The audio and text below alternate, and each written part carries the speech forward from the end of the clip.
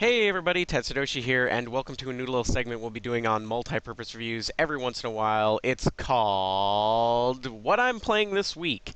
And what I'm playing this week is actually a fun little PSP game made by System Prism and published by Nipponichi Software, which is NIS America Incorporated in America. It's called ClaDun. This is an RPG, and this is actually not an RPG. Some cool little things is it's very retro, so they added a little retro sound mix in there.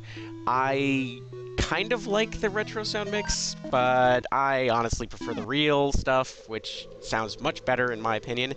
I'm a big fan of the little bleeps and bloops, but you know, I'm a big fan of actual music as well. So I'm gonna load up one of my saves. And cool thing first is one of the characters that you can automatically create automatically just looks like Flown from Disgaea, so I kind of made her right away. When you're playing as a side character that you create, all of the main characters that actually have plot are actually you can talk to them in the overworld in this little map here. This is Bob. Bob is actually a playable character, and he's also the hairdresser, and he can change your character's hair. For the sake of this video, I'm changing everybody's hair to pink. I'm going to show off the little palette swaps for everybody here. Here's Bob with his afro. Going to give him pink afro. Battle Blow is your warrior character. They actually give you a lot of warrior characters right off the beginning. I think because they're the most well-rounded, but I honestly don't like using them that much. I like using Pudding, who's actually a dragoon, and Flan that I made is a guardian, if I'm not mistaken. But this is just a little overworld. You can go around and talk to people, and as you can see, their pixels do change on screen when you change their colors. This is the main character, Despina. She's actually not really the main character. She's just a really important character. I am not very far in this game. This is actually my most up-to-date save. This is a monster book, and a lot of the stuff that I'm actually showing off here you can actually access from a menu without having to wander around, but in all honesty, it's actually fun to just wander around and see the nice little areas that you can explore. It is a very small overworld here. It's actually an island at the bottom of the world, so to speak. But I'm kind of showing off the menu that's right there. Yeah, so you can access pretty much anything right there from just standing around. This is a shop. It's run by Coco. And Coco said that Coco should get a haircut. Coco's a girl. Believe it or not. It's hard to tell who's a girl and who's a boy until they actually mention what gender they are. Coco was one of those androgynous for me during the first couple moments of meeting her, because the bunny hat ears thing I can't really place. It's just either really a feminine guy or a girl. So apparently it's a girl. I'm really, really close to the beginning of the game. I've been playing for about 2 hours. I've been playing it for actually off and on for the past 2 weeks, but for the sake of this, I've been playing it for about a little bit more hardcore for about a week. This is where you can actually create the characters. There's a lot to do, and I'm sure they add more to this later, but for the time being, it's very simplistic. It's very wizards and so on and so forth. Actually, there's more to it. Let me go back in here. Go to edit, and you can actually edit the character. You can create a boss for it, named him Tuesday. You can change the what they're called, the descriptions, and all of that stuff. Kind of fucked up here. But the flavors of the dishes are so delicate is the type of character facing for my character. This is the boss for the character. You can change the silhouette. I haven't actually seen the boss, so it just looks like it does. But, oh, this is the coolest part. You can edit your character completely, their face and head completely, with the character modeler right here. And you can see where things should be based off of a generic palette that they're showing off right there. It's actually really intuitive and really easy to use, so if you're a pixel art kind of person, or you just like messing around and making monsters like I do, then it's really simple to use and you can fuck around with it really easily. Now, I've only been showing off the actual overworld, so let's actually show off some gameplay here. Let's go to the Cave of Beginnings, floor 4. Just because it introduces a couple things really simply. First and foremost, some areas you'll be able to come to these little enemies and just attack them, and bam, a door will open. And some of them are required.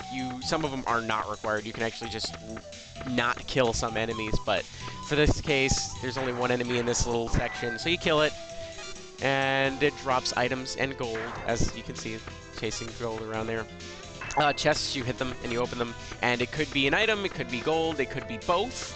For that one, it was both. I got a Gladius and some gold.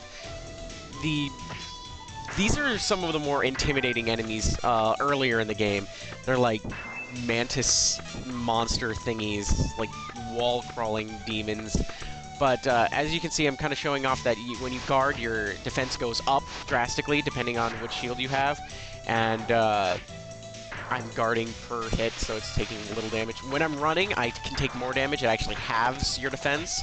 So my normal 22 defense goes to 11, which will kill you. It will kill you if you don't pay attention. So don't just go running around everywhere. I'm actually acting like an idiot and just kind of running around everywhere here, which I shouldn't be doing, so I'm guarding a lot more right now.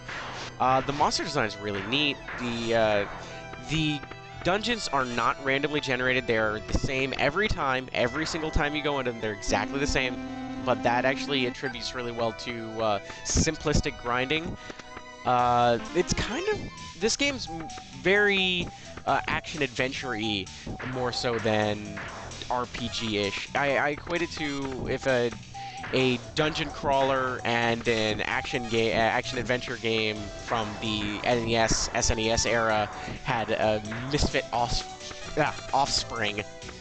There's traps all over the floor, and I'm specifically getting hit by them to show you what they do. Some are ice traps, which will slow you down slightly. Fire traps do more damage and will burn you. There's healing traps, there's haste traps, which makes you go faster. Healing traps are self-explanatory, I don't even know why we need to say that. That boar is actually a pseudo-boss for an earlier area, and they just return as normal enemies. That's a haste trap, makes you go super fast, and collecting health traps so I don't die here, which I don't know why I would die. This is a low-level area. But you'll see this like entire area is just like surrounded with traps, fire traps, ice traps. You can see as you get closer, they become more visible. Normal arrow traps, just, you know, normal arrow traps. This is the actual boss of this area. It's a black cat bandit, black bandit cat, if I'm not mistaken. I cannot remember the names of these things. But usually at the end, they'll give you a nice little treasure chest, and you can warp out. And it's that fast. Its levels are equated pretty much to half-minute hero, really. You can go into a dungeon, waste like 3 minutes of your time, and be done with it. The really cool implementation here is called the Guardian Circles, where your support characters are actually your buffs. You can see a lot of these things are, you know, there's attack buffs and HP buffs, and there's little circles that you tack your side characters into. You don't play as the side characters, you only play as one character at a time, but the side characters have little equipment slots, and you equip stuff to them, and they boost your main character, or the side characters, giving your side characters more defense so that they can shield your main character with their own HP, and so on and so forth. It's actually quite a little fun mechanic. That way, all of your characters can still level up, but you're only playing as one at a time, so it's kind of like EXP share for Pokemon, but it's on everybody, or as many characters as you can have in your circle here. As you can see, Bob is a magician, so I have a wand equipped to him. I'm going to show off, there's other circles that you can use, so that you can have more characters per slots. Each character has their own magic, which you use by using triangle, kind of neat, and each character class has their own types of magic. So if you're a warrior class, you're going to get like slashes and stuff. If you're a magician class, you're going to get spells and such.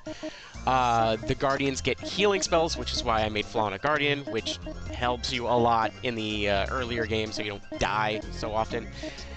But yeah, this is ClaDun. This is an RPG. This is ClaDun. This is an RPG, and this is what I'm playing this week.